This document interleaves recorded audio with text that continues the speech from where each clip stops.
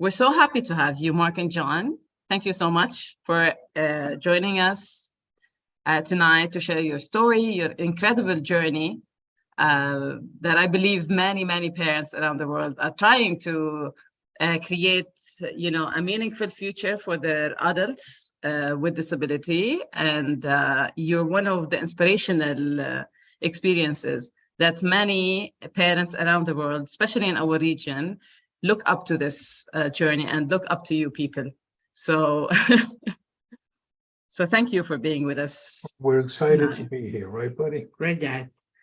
Yeah, thank you. And I would love, just to give you a brief about Habayibna and what we do. So habayibna.net, as I mentioned before, it is actually the word Habayibna means our loved ones. And we believe that children with all abilities are our loved ones. And what we do with Habayibna, it started that we wanted to empower parents who have children with developmental disabilities with knowledge and to have expert advice on how they can improve the skills and the lives of their own children with developmental disabilities. And starting from this year, we are focusing on accelerating early detection and early intervention by helping other parents, any parent who is having a child from 2 years to 8 years old, to be able to track their development and learn more about how they can boost their development. And once they learn about the development, they can learn also about the red flags and what they can do to, to accelerate the early intervention or early detection of any developmental delay. We do online courses for parents, we do one-on-one coaching with specialists, and we have a huge content library that includes more than 1,000 videos by experts and specialists. And actually, we're going to add this interview to this library to be available for many other parents to come. So we're so happy to have you. And we're so happy to have also everyone who has joined. And we're so looking forward to the session and learn from your experience, you and John. Well, this is great. And this is our tribe, talking to other parents and talking to people working in the field. Yes. So let me share my screen. Yes. And we're going to go in and out of some slide deck. We have a video we'll show you. Amazing.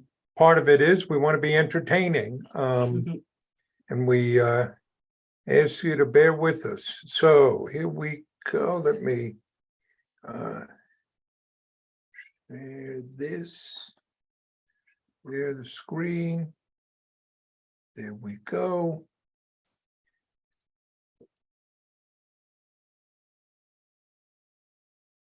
Okay. Yes. So I want you to consider this baby. This is John on his first day of life. Okay. John was born with Down syndrome. Now, most of you will know about Down syndrome. We get that by having a little bit extra. All of us humans are born with 23 pairs of chromosomes. People with Down syndrome have an extra 21st chromosome. Yeah. All people with Down syndrome share some things in common: intellectual development challenges, low muscle tone. Some are inconsequential. If you look at the palm of your hand, most of us have 3 creases running across our hands. People with Down syndrome only have 2. But people with Down syndrome will also usually face some significant medical challenges. So John here was born without a fully functioning intestine. So he was getting no nutrition. On the 3rd day of his life, John needed intestinal bypass surgery. We brought a Catholic priest into the hospital to baptize him because we did not know if he could survive that operation. He did. But John, like about 50% of people born with Down syndrome, had a significant heart defect. He had 2 holes in his heart, and he had a bad valve. He couldn't grow because his heart couldn't keep up.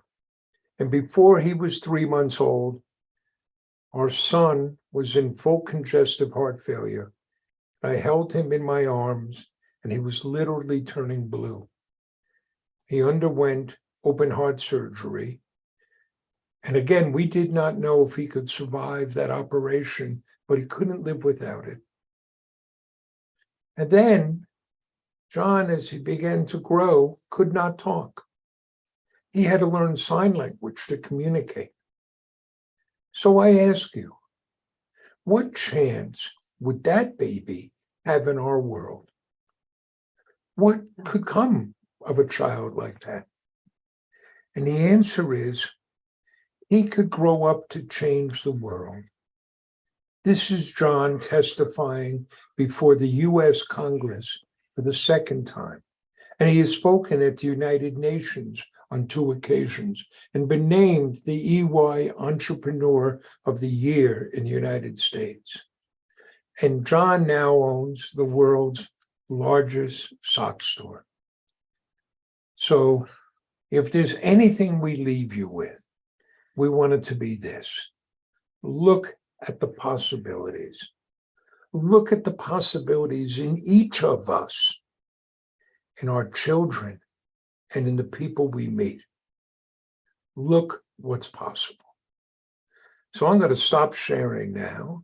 And John, would you like to introduce us? Yeah, Dad. My name is John. He's my partner. My dad's Mark.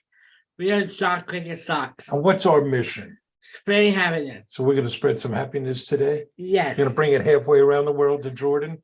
That Yes. sound good to you? Yes. And you have Down syndrome, right? Yes, I am. What do you say about Down syndrome? I have Down syndrome. Down syndrome never hold me back. It does not, does it? Right? And so much of what we want to do is offer families out there and the parents listening. We want to offer you encouragement and hope.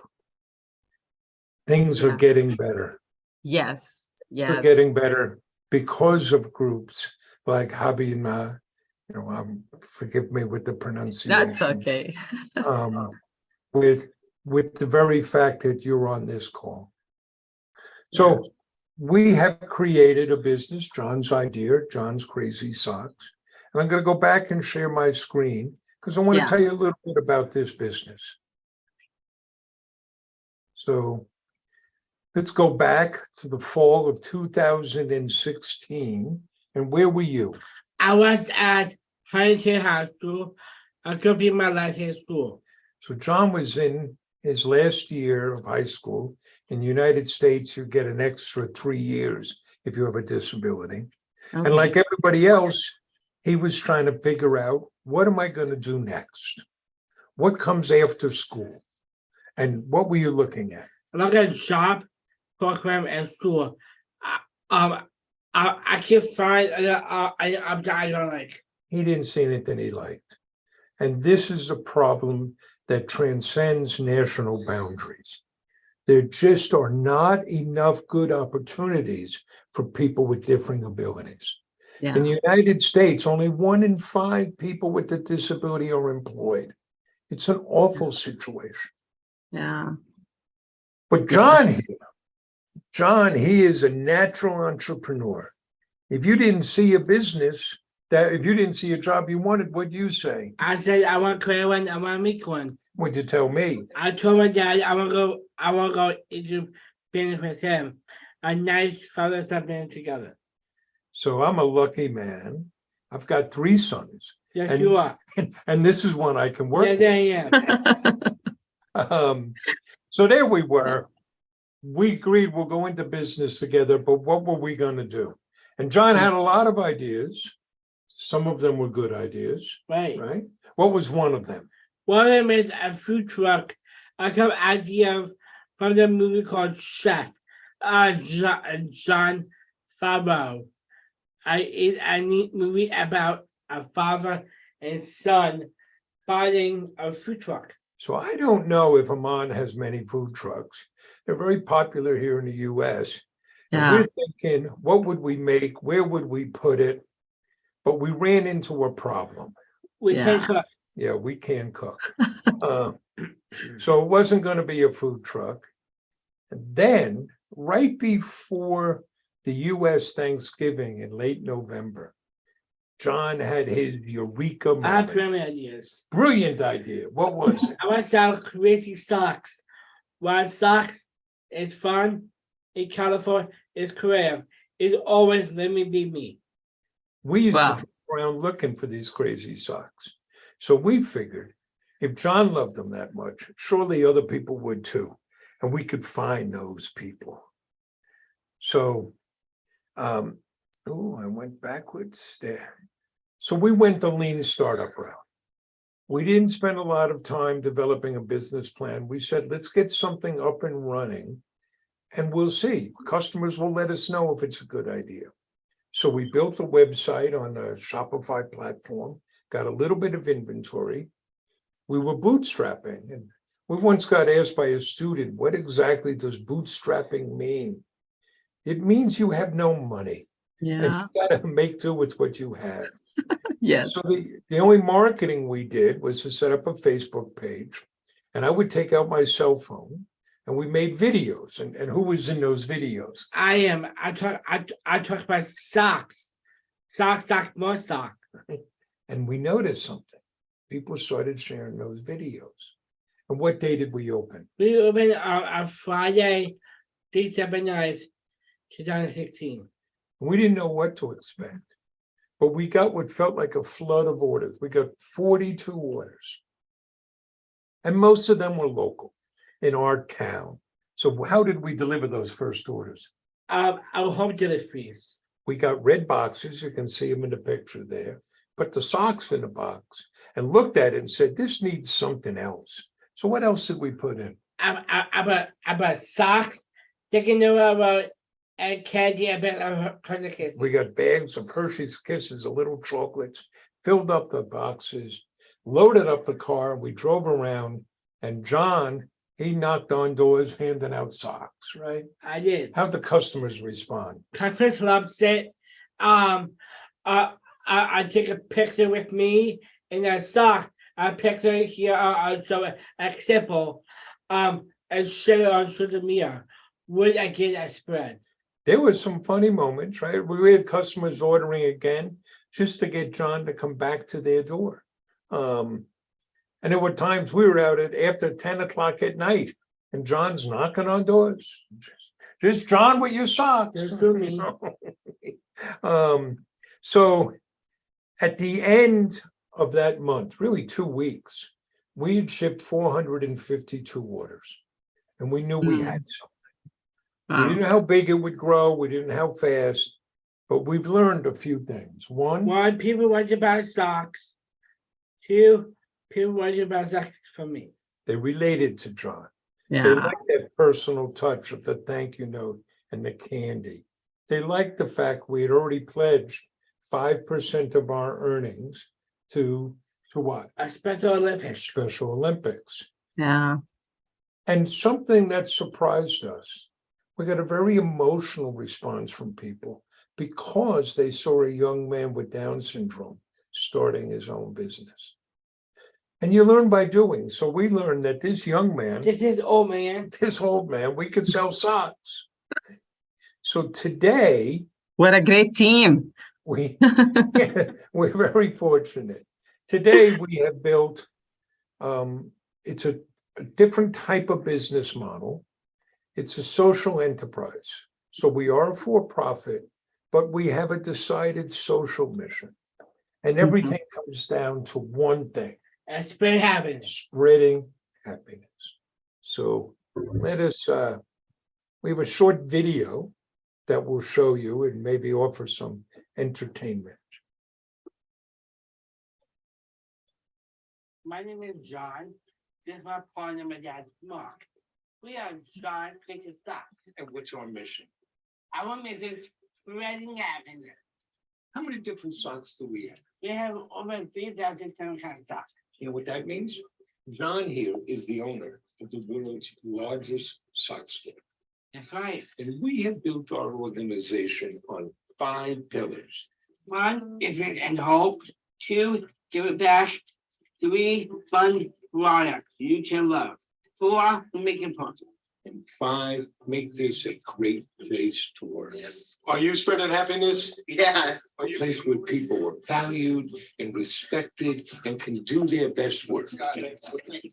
Making it personal, what goes in everything? I'm picking it for me and candy. And every packing slip has a picture and the name of the person who packed that order.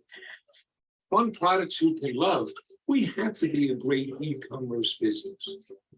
What we've created brings the power of business and social mission together.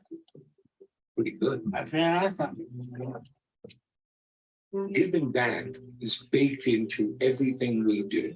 We started by pledging 5% of our earnings to the Special Olympics. John here has now donated over $450,000 to our charity partners and over $100,000 to the Special Olympics. I should get started. He's just getting started.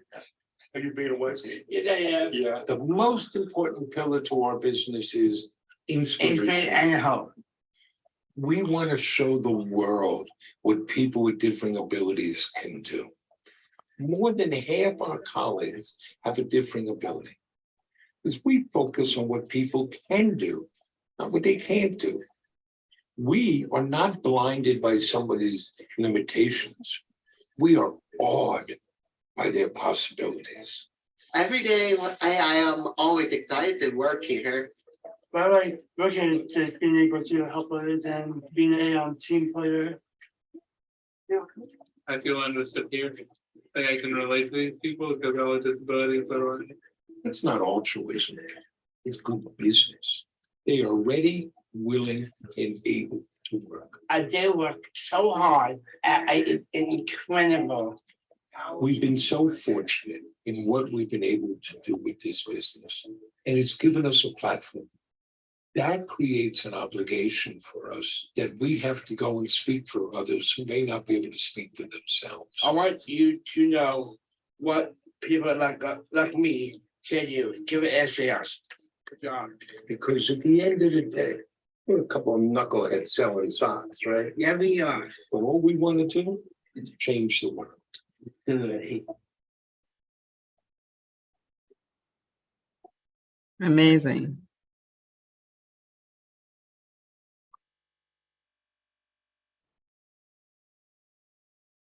So Wonderful. we do want to talk about one aspect of the business that I think is important and we can share with you. And that's that we've created a unified workplace, a place where people with differing abilities work side by side, neurotypicals. And we Yeah. do it by focusing on what people can do, not what they can't do. Mhm. Everybody is better off. And let me give you an example.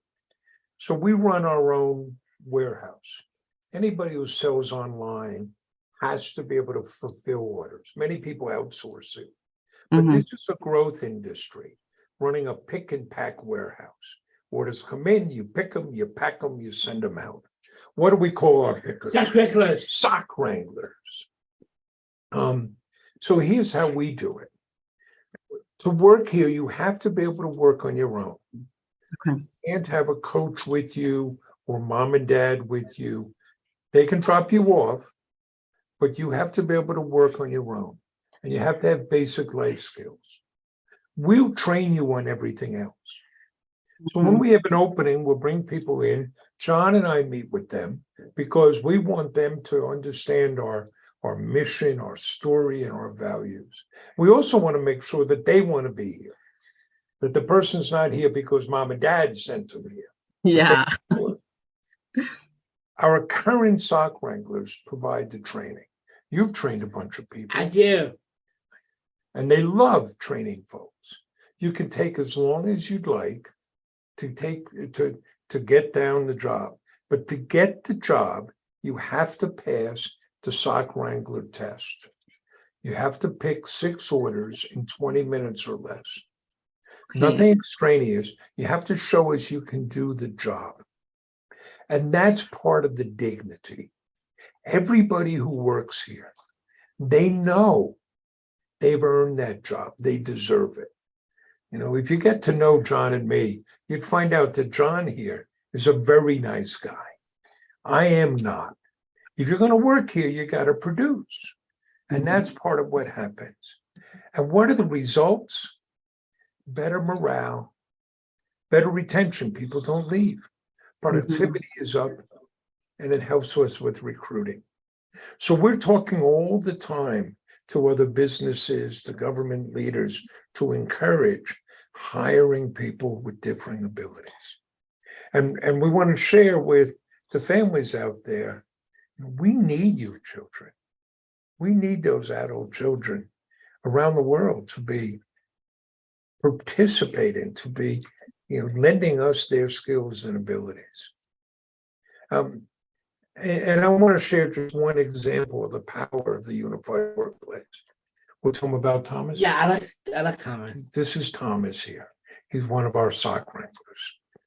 So Thomas's mother called us up in October of 2017 and said, I hear you hire people like my son. I want you to give my son a job. And our colleague spoke to her and said, well, we don't have an opening, but when we do, we'll let you know. Well, she called every day because she's a mom. Yeah. And I spoke to her and I said, tell me about Thomas.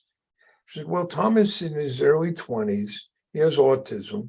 He doesn't speak very much. And he's in a bad way. He's very depressed. We have trouble getting him to come out of his room. He doesn't want to shower or shave. He won't join any programs. And he hasn't spoken to his father in over 6 months. Well, sounds like a wonderful employee. When we had an opening, Thomas came out and he passed that sock wrangler test as if he was put on this earth to be a sock wrangler. Wow. Today, Thomas is showered and shaved at 6:30 in the morning, waiting for his father to drive him to work. And the young man who wouldn't look at you or talk to you goes around to everybody in the building and says, good morning. Wow. I want to be really clear. We did nothing. We have no special training. We have no special programs. All we did was give Thomas the opportunity to earn a job. And it's transformative. And Thomas does such a great job. And so where are we? A better world awaits. A better world awaits because of the work that you're doing. We're moving from simply awareness to acceptance. And what we want to do is make the achievements of people with different abilities less remarkable. If you, tomorrow morning you get up and you were to go to a coffee shop and you saw somebody working there with Down syndrome, you would say something about it. You would remark on it, and that would make it remarkable. We want to get to the point where you don't even notice. It's so typical. And John, Dad, do you have advice for people? I do. Follow your heart, follow your dream, work hard, so you can do. That's about it. So I'm going to stop sharing here, Thank you, John. and we'll be glad to have any discussion or answer any questions you may want to have. Yes, definitely. So we're going to open for anyone who would like to leave their questions in the comments, or even please feel free to, to ask, to raise your hand here on the Zoom. And so we unmute you if you would like to talk to John or Mark. And actually, until anyone asks any question, I would love to ask. I would love to ask. So it's really, really heartwarming what we just saw, because I believe, as you said, when you started, you didn't have anything in mind. You didn't look. I believe you couldn't imagine what you have reached now, you and John.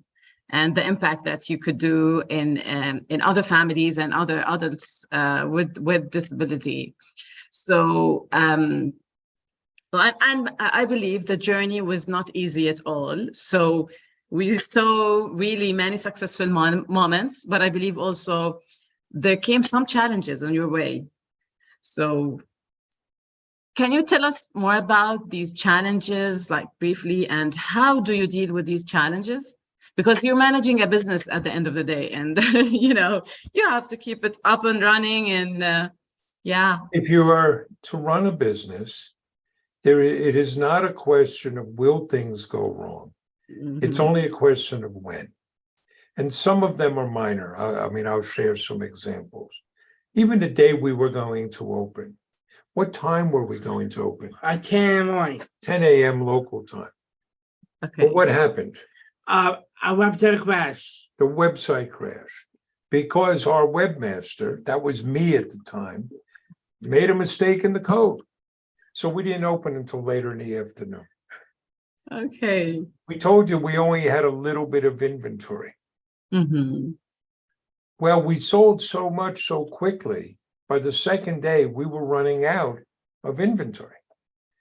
What do you do on a Saturday night to get socks? So we drove to every Kmart, which used to be a big box store here in the US, every Kmart in our county, and bought all the socks that we could so that we would have something to sell. Yeah. We were very fortunate that we got some viral experiences, but those almost put us out of business because it was so overwhelming. Mm-hmm. We faced some hard financial times because we were bootstrapping, and as we grew, we didn't have the capital to support that growth. Yeah. So by the end of 2019, we were almost in bankruptcy. But we fought through to find a strategic partner that to work with us, stabilize us financially, and give us some manufacturing capability. Yeah. I do think that families that have a child with a disability have an advantage. We are always adapting and figuring things out. Exactly. So when given a challenge, we're up to that challenge. Yeah. We know that you have to be able to figure things out. Exactly. And we find a way. Yeah. And there's another question about how you chose to actually not only your business model, but how you chose that you're not gonna manufacture the socks, but it's only that you're gonna get the socks. And I believe now you're adding the crazy colors, right, John? You add sometimes it's John, or sometimes you add specialized patterns on the socks and you sell them. So why didn't you decide to manufacture the socks to have a factory for socks? Well, when we started, we were only selling other people's socks. Okay. We wanted to test it. It was really the idea of these crazy socks. Yeah. And what we were doing from the beginning, we thought of curating a limited selection, but we wanted to give people lots of choice. Okay. We eventually started to make our own. And actually, that was John's idea. Okay. Because we wanted to have a Down syndrome themed sock to celebrate World Down Syndrome Day. Mm-hmm. And it turned out that in 2017, nobody in the world made a Down syndrome themed sock. What he said, Dad, we'll just make our own. Wow. He's an entrepreneur by heart. Yes. Yes. So then we went out to find somebody who could make it for us. Yeah. At different times, have thought of buying our own factory. One of the issues here was originally anything that we designed, we were having made in the US. But those things are not essential to our business. Mm-hmm. Right? And you have to, I think that's part of it. You got to know what you have to do and what you can outsource. Yeah, One- exactly. That's why I asked this question, because sometimes, parents think like that they have to do everything if they want to open a business. So sometimes it can be much easier than we even think if we really knew where to focus and what we can do. Yes, I think there are two parts to that. One Mm. is as a business, focus on what's essential to you. And then Yeah. as a leader, what is it you're going to do? And what is it that you're going to get others to do? There's a way of thinking, which is who, not how. Don't start by thinking immediately, how am I going to do this? Mm. But who is going to do this? Because if you get somebody else to do it, they Yeah. may be able to do it better than you can, because they'll focus their energy on it. So, yeah, there's a blend, let's be really clear. Though we started this, just the two of us, we could never have done this on our own. We have brought in a good team of people to work with us. Yeah, and I believe this is the second thing that we should bring up to other parents and families, especially who are thinking to start their own business or their own small business, is how to try in the beginning. It doesn't have to be big at the beginning, and because many people think like, I have to raise all this fund and I have to start big, and yeah. No, just get started.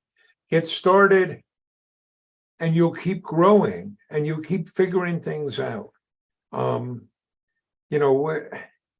It is challenging running a business. Yeah.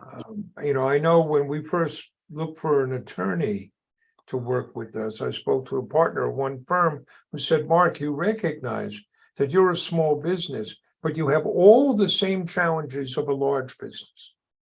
Yeah. And I think if you speak to any business owner, if you were to stop them and ask them about everything they've had to learn, it would be overwhelming. Yeah. So don't start there. Just start with what you know, enough to get up and running. And you're going to figure stuff out as you get along. You don't have to be perfect to get started. Yeah, thank you. Yes. And we can ask for advice, or even we can find the answer ourselves, I believe. Yes, there's lots of people that helped us along the way. Yeah. And is it that, after you started, you and John, and then you started to have some traction, few people started to buy the stocks. Did you start then to put a plan, like a marketing plan, a business plan, or? You're always playing at several different levels of what are we getting done today? But yes, putting systems in place, putting in place in a plan, and having an idea of the direction we're going in. So I'll take an easy example of fulfilling orders. So in the first building we're in, we had one room and we had wire racks set up, and we just laid the inventory on the wire racks. Made mistakes all the time. Yeah. We outgrew that. We moved to a new place. We still had trouble with our inventory, particularly when we had big surges. We brought a consultant in to help us. We reorganized, we got better, we got faster. Our strategic partner brought in an enterprise-wide plan, a software system that helped us improve the accuracy of our, gave us the ability to track data accurately. So today, our shipping is incredibly accurate. We do same-day shipping. We've been 100% for more than a year, every day, or hitting that. And our error rate is less than 0.2 of 1%. Wow. But we didn't start there. Exactly. We got there, and it took us years to get to that point. We were always working on getting better, but you don't start at perfection. And if you wait for the perfect moment, you'll never get started. Yeah. Yes, exactly. And by the time you do, it'll be too late. Yes, exactly. And you learn by doing, actually. You don't, no one learns by just, waiting or thinking of things to be done. Yeah, Well, we have an aesthetic of ready, fire, aim. Let's get going. yeah, It doesn't mean you have to do things in a haphazard way, but I'll Yeah. give you an example. In the May of 2017, we're now learning, nobody buys socks in the summer. So sales are already falling off, it's terrible. Well, we decided we would start a Sock of the Month club. And we sat down, and within 10 days, we got that up and running. We built the web functionality, we got inventory, we started a marketing. 3 or 4 months later, one of our suppliers, who's also a competitor because they sell directly to consumers, they started a Sock of the Month club. And I Mm. spoke to him and I said, well, tell me about, how you developed yours. And well, they told me they were working on it for a year and a half. It's like, what were you doing for a year and a half? Well, we had committee meetings, we had this, we had that. yeah, At that point, we already had several thousand customers. We had real revenue, and we were on our third iteration. Get up and get going. yeah, Learn as exactly. you go, and then keep revising and improving as you go. Yeah, yeah.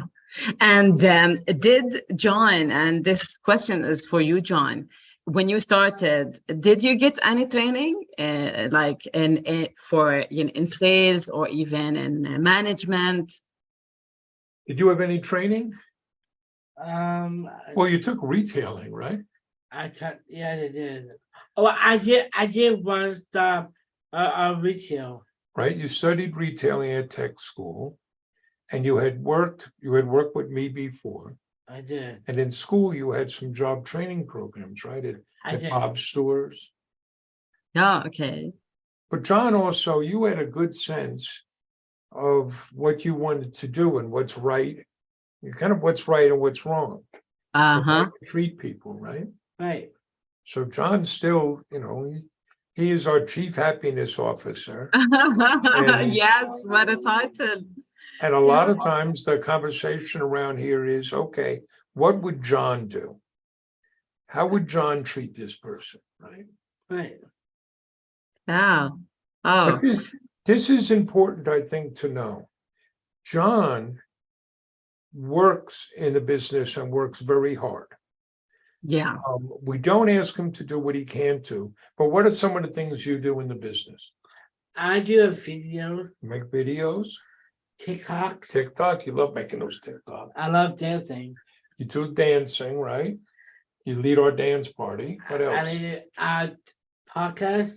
You do podcasts, both our podcasts and we do a podcast. You do interviews. Yes, and I do design socks. You design socks. Big engagement. You do a lot of speaking engagements like this, right? You give the I tours. give to it. Um, You're amazing in giving tours. I tried a tour with you. It was amazing. you take out the garbage. I do. You do. Right? But This is it's, equality. Yes, we said like yeah. It's so John, there's a notion of with us, not for us, Yeah. of we help you. We don't make a pretense that John runs everything, but John is very involved in all aspects of the business and Mhm. works very hard. I'll share an anecdote. We do a lot with the Special Olympics. And so a few years ago, we helped out at a fundraiser. It was a young professional mixer, and it was in Manhattan in New York City with a lot of Wall Street types and very attractive people. And we didn't get home till 3 a.m. Wow. And I said to John, I said, you just take tomorrow off, just sleep in. You haven't had a day off in ages. He says, okay. So he goes to sleep. I get up. I come to the office. About 10 o'clock in the morning, who comes walking through the door? But John. John. So what are you John. doing? He said, I took an Uber to the office. I have things to do. Because Wow. it takes that work ethic. Yeah, and the commitment. I think the commitment is amazing, because I tried to work like, as a job coach for a while with a few adults here in Jordan with developmental disability, and the commitment and attention to details is amazing. Yeah. So is it really, according to all the amazing people who are working at John's Crazy Socks, is it really that they have this attention to details and they are really good to follow the orders, and like they have specific specifications that they should get the packages out Everybody of? knows, right? So everybody in the business has to know why their job matters. Yeah. There's no make work, there's no cog in the machinery. Mm. Everybody has to know why their job matters and how it fits in to the overall mission. So Even for adults with disability. doesn't matter who yeah. you are. If you ask any of our sock wranglers, all of whom have some form of disability, Yeah. if you ask them what their job is, they're going to tell you, I am spreading happiness. And Yeah. part of that means I got to get these orders out. I got to get them right, and we got to get them out fast. And they pay attention and they care. But this Yeah. kind of raises an issue that we Yeah. hear sometimes from employers. They're worried. Oh, if I hire people, there'll be a cost. Oh, it'll be challenged. So consider this. Many of our people, particularly our colleagues who have autism, boy, they like doing things in a set way. Yeah. They like to have a pattern. They like to know exactly what they're doing. So we got to change something. What that puts for us is, it means we have to make sure we're very clear in our processes. Mhm. We have to document that and show them. And if we want to change something, we can't just do it on the fly. We got to let people know. We got to let and educate them. So now I ask, is that an accommodation? Or does that in fact make our business better and more resilient? I would argue the latter. Exactly. Yeah. Yeah. And I believe part of it, like other employers need to see good role models of adults with disability working, like John and all the amazing team that you're hiring, and sharing stories about successful employment. I believe it really helps in making a difference. And this is what you both are doing. Part of what you do, actually, like sharing your story, talking about your experience and journey is really helpful to others, even employers. Yeah, and that's part of what we want to show. We Yeah. want to show that there is a benefit in doing this. Yeah, and to show it Okay. by example, like to show it with real Right.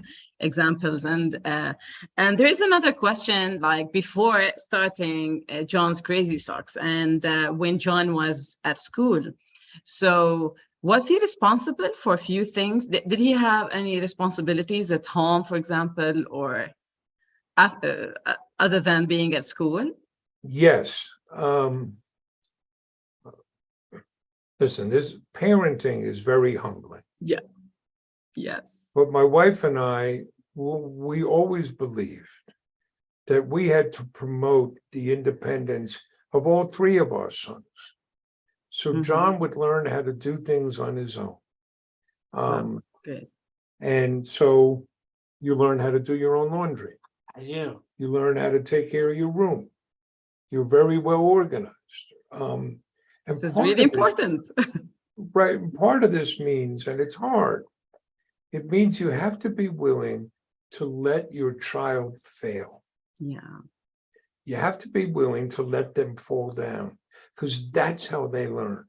And that can be very hard as a parent. Yeah, exactly. But Yes.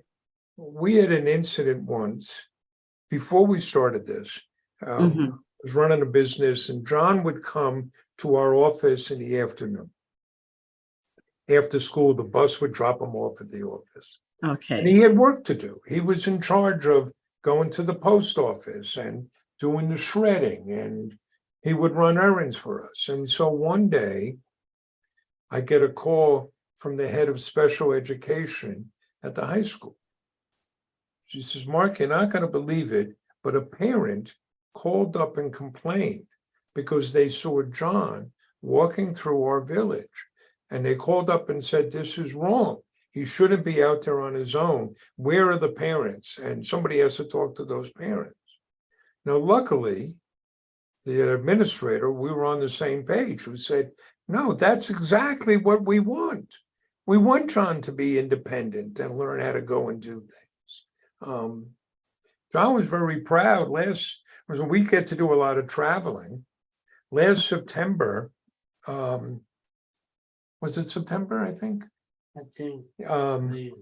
John had a meeting in Washington, D.C. Yes. He was on he's on the board of the National Down Syndrome Society. And I Okay. was going to be out of town before that. So it looked like I would have to fly back to New York and then fly to Washington with John. John Mhm. and I were talking about it, and John said, Dad, I can fly by myself.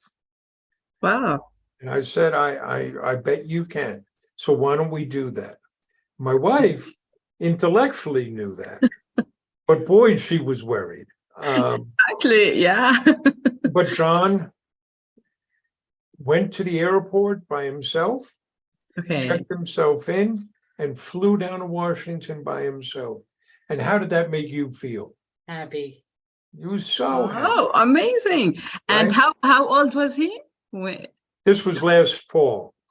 yeah, okay. But in, let's see, 2017, you took a train by yourself up to Boston.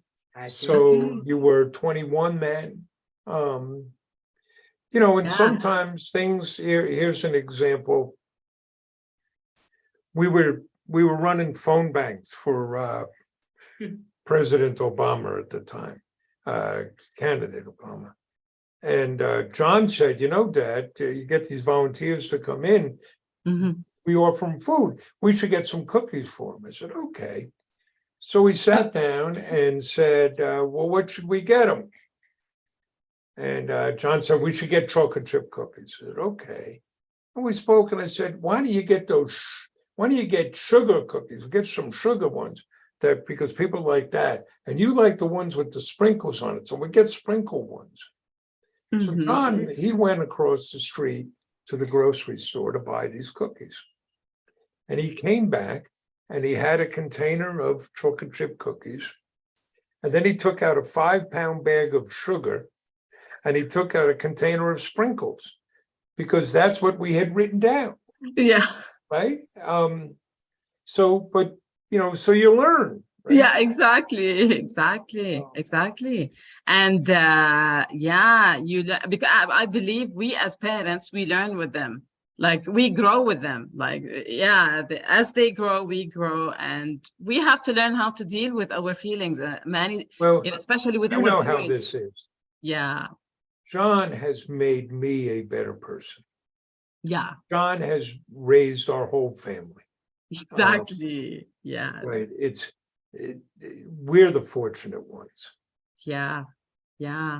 And because I know you have many things to do, but before we wrap up, there is a question, because this is, I believe, one of the many one of the situations that it's hard to all parents is if their child gets bullied or gets annoyed by other students at school or anyone in the community. So have ever, John, got into such situation, and how did you deal with it as a father? We've been very fortunate in that the community in going through school was very supportive of John and his classmates. There have been a few times, and some of the impulse as a parent is to directly intervene. Yeah. I've resisted doing that. And Yeah. instead work with John to educate John of how do you handle a situation like that? If need be, go talk to an authority or something, but not Yeah. directly intervene. Yeah. So Though we I, try to to help John handle things. yes, Yes. with us, not for us. Though, Yeah. though I can share an anecdote, a story. When John was very young, he was going to go to school, and I sat down with his two brothers, and I said, "Listen, we don't know how people are going to respond to John. We don't know what they're going to say and act, and you guys are going to have to help out." And the eldest one, Patrick, said, "That's okay, Dad. I'll just explain to people what Down syndrome is, and we'll educate people." And his middle brother, Jamie, just kind of nodded and smiled and said, "Yeah, well, Patrick will do that. And if they don't listen, I'm going to knock them out." So what amazing brothers John has. And it's good to have a diverse of skills and mindsets in the family. So Yes, yeah. and listen, there are things, in the past 6 months or a year, John broke up with a girlfriend and is trying to figure that out, and Okay. go out and date and ask other women out, I and did. I know on Saturday night, you asked somebody out, right? And one more. And one more. Oh, geez, now you're playing the field, huh? Yeah. But this is part of stuff of, you can't do it for them. Yeah, exactly. Yes. And did you from where do you get to learn how to deal with certain situations with John? Is it that you seek the advice of specialists? Is it that you have a support system from other parents? Or is I it that think it's lots of things. Yeah. Certainly early on, it was very helpful having a support network of parents to know we're not alone. Yeah, Um, I think it's important for every family, for every parent who have a It's- child. it's- Yeah. I think you learn all the time, I see three things coalescing together. There's the personal life of being a parent, which meshes with my professional experience as a manager and as a leader. And they all feed each other, a consistency of acting based on principle, of not overreacting. Yeah. But you learn all the time. You learn from seeing other parents. You learn by reading articles, but it could be a book that has nothing to do with parenting, but or you learn from teachers, or you're always hungry to learn and see Yeah. what others are doing. Yeah. I believe it's really amazing, and thank you for sharing all your journey. Well, we hope this was helpful. We Yeah, are limited definitely. in only speaking English. Yeah, but we're gonna add we're gonna add Arabic subtitles, and we're gonna send you the recording as well. We're gonna mention you when we share the recording. And so we have like 3 comments. I would like to tell you quickly what are these comments. So from Rula, thank you for this amazing and inspiring presentation. And from Salma, so Salma is a young lady. She's the friends of my son, of my 2 sons, and she's gonna come to New York next month. Yes, come for a visit. Actually, her mom is moving there, so because now her mom is in New York, and she's looking for resources for Salma. And Salma is, I think, 20 years old or 21 years old. Yeah, so she says like she loved this session, and she's gonna make sure to meet you when she is in New York. I'm gonna connect you together, actually, Salma. That'd be wonderful. Yeah, and for Luma, so Luma says, beautiful and valuable discussion. God bless you, John. Keep up the great work. Thank you, Luma. Luma is my good friend. And we have from Rima, you both are inspiring and amazing. And although my son is still young, but you encouraged me to start thinking about and prepare for what to do for the coming near future. Thank you. And actually, this is another question that we would love to leave the audience with.